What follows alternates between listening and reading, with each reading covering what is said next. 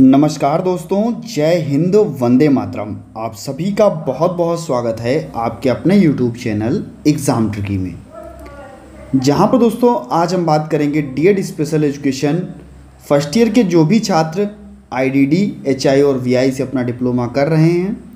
दोस्तों इनका common paper है इंट्रोडक्शन टू डिसेबिलिटी, और जो आज हम टॉपिक पढ़ने वाले हैं वो बहुत ही आपका इम्पॉर्टेंट टॉपिक है। उसका नाम है आपका स्पेसिफिक लर्निंग डिसेबिलिटी, यानी कि जिसको हम लोग शॉर्ट फॉर्म में कहते हैं एसएलडी। और सबसे पहले आप एक नंबर की फुल फॉर्म तैयार कर लीजिए, स्पेसिफिक लर्निंग डिसेबिलिटी, जिसको हम लोग क्या कहते हैं एसएलडी। हिंदी में क्या कहते हैं, विशिष्ट अधिगम अक्षमता।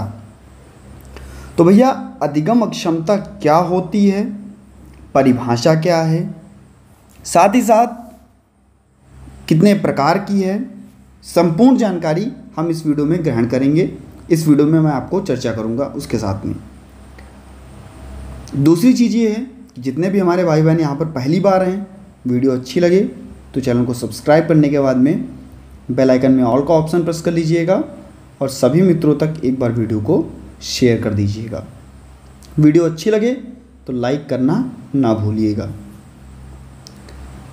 दोस्तों यहाँ पर हम बात करते हैं विशिष्ट अधिगम अक्षमता की। तो कह रहा है कि सबसे पहले इसका प्रयोग 1963 में किसके द्वारा किया गया, तो 1963 में सबसे पहले इसका प्रयोग किया गया सैमुअल क्रिक के द्वारा। ठीक है, आज इसे स्पेसिफिक लर्निंग डिसेबिलिटी के नाम से जाना जाता है, क्योंकि यह एक डिसऑर्डर ना होकर के यह समूहों का विकारों का समूह है, या किसी प्रकार का विकार नहीं है, यह विकारों का समूह है।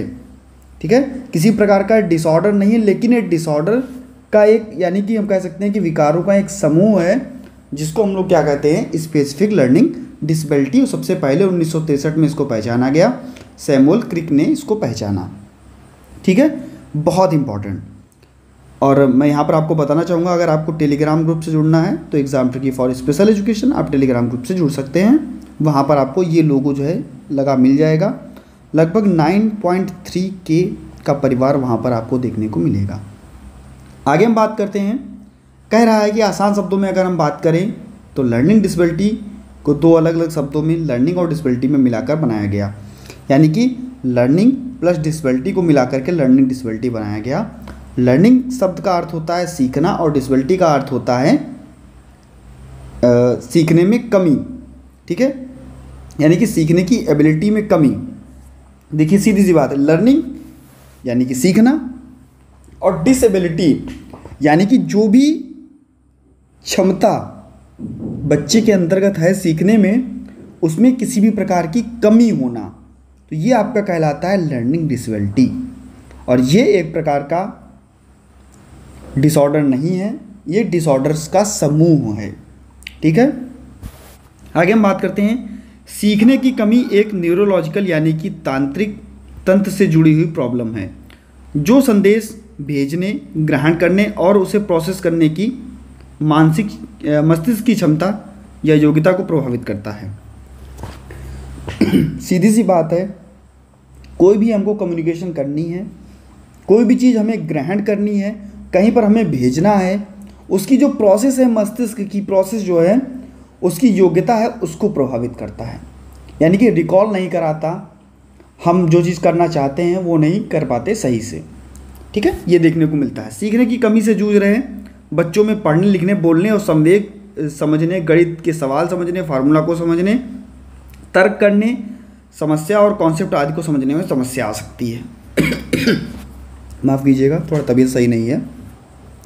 तो कह रहा है कि जो भी इस लर्निंग डिसेबिलिटी से ग्रसित बच्चे होंगे, ठीक है, स्पेसिफिक लर्निंग डिसेबिलिटी विशिष्ट अधिगम अक्षमता से ग्रसित बच्चे, तो उनके पढ़ने लिखने में समस्या, बोलने में समस्या, संवेग में समस्या, उनके कह सकते हैं कि गणित के सवालों को समझने में समस्या, गणितीय समस्या, फार्मूला को समझने में समस्या या तर्क करने की समस्या, ये सारी समस्याएं जो हैं उनको कॉन्सेप्ट को समझने में बच्चों को समस्या देखने को मिलती है, दिक्कत का सामना करने को मिलता है।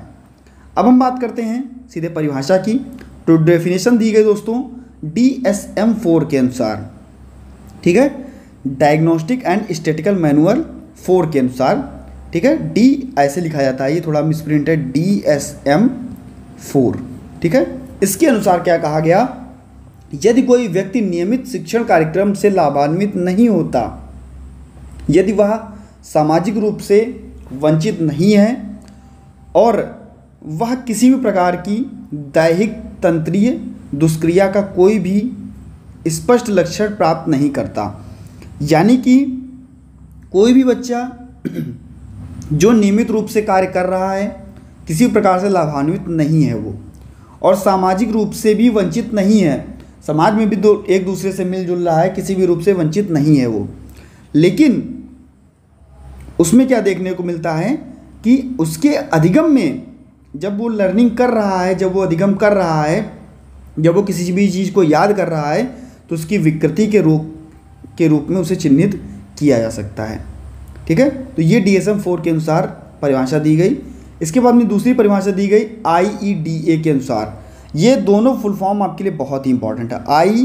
IEDA, इसकी फुल फॉर्म क्या होती है, कमेंट सेक्शन में भैया छाप दो, अगर नहीं पता है तो वीडियोस अपलोड कर दी गई हैं, ठीक है। प्लेलिस्ट में जाकर के फुल फॉर्म की वीडियो जो है उसकी प्लेलिस्ट बना दी गई है, आप प्लेलिस्ट में जाकर के उन वीडियोस को भी देख लीजिए।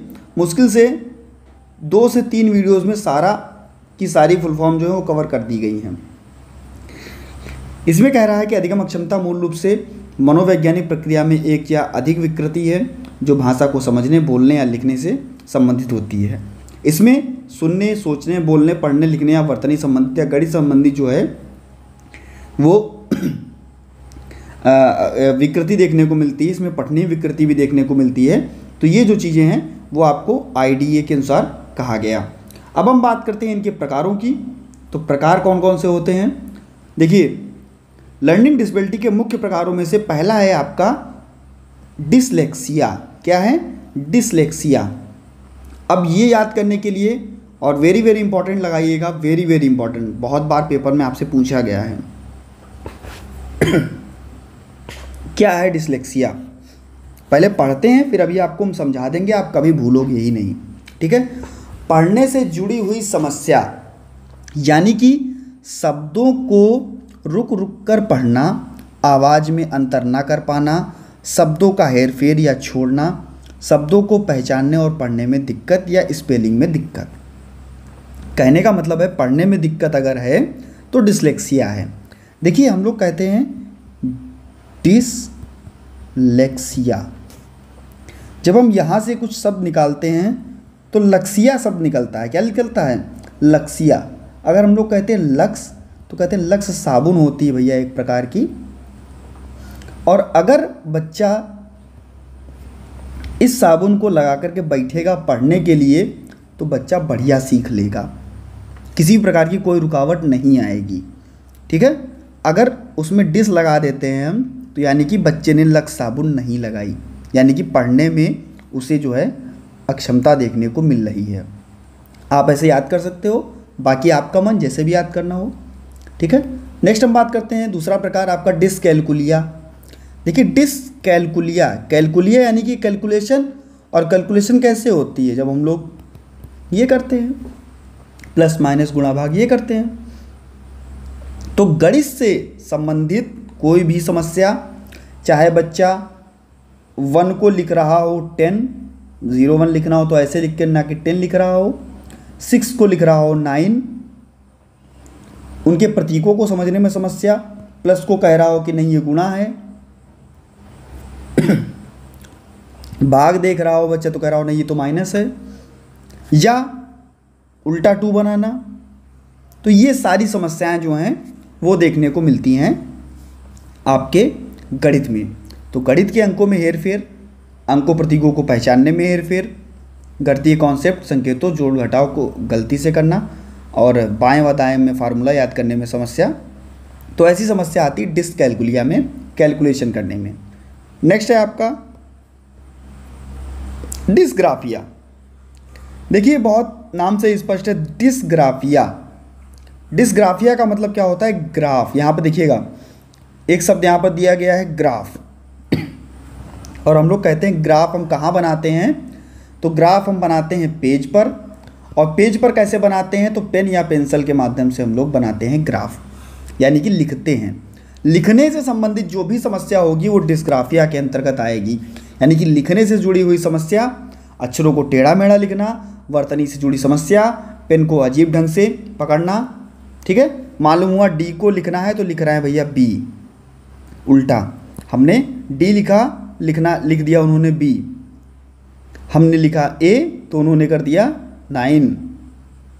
तो ऐसी समस्याएं ये क्या कहलाएंगी आपकी, ये कहलाएंगी आपकी डिस्ग्राफिया के अंतर्गत। लिखने में किसी प्रकार की समस्या तो ये आपकी कहलाएगी डिस्ग्राफिया। आगे हम दोस्तों बात कर लेते हैं, आपका आता है डिस्प्रैक्सिया। क्या आता है, डिस्प्रैक्सिया। इसमें क्या होता है, बच्चों की फाइन और ग्रॉस मोटर स्किल में समस्या, यानी कि बच्चों के फाइन मोटर यानी कि बच्चों के हाथ में समस्या और बच्चों के पैर में समस्या, जिससे कि हाथ से पकड़ने में पेंसिल, कैंची, बॉल, पैर से, ठीक है, चित्र बनाना, इनमें सब में अगर बच्चों में समस्या देखने को मिलती है तो डिस्प्रैक्सिया के अंतर्गत जाता है। ठीक है, तो यहाँ पर आपका जो ये टॉपिक था वो समाप्त होता है। अगर आपको टेलीग्राम ग्रुप से ज्वाइन करना है तो टेलीग्राम का नाम है exam tricky for special education, आप ज्वाइन कर सकते हो। बहुत बहुत धन्यवाद आप सभी का, आपने वीडियो को वॉच किया और एक बार अपने मित्रों तक वीडियो को शेयर कर दीजिएगा। चैनल पर पहली बार थे भैया, सब्सक्राइब करने के बाद में बेल आइकन में ऑल का ऑप्शन प्रेस कर लीजिएगा। मिलता हूँ नेक्स्ट वीडियो में नई जानकारी के साथ। धन्यवाद।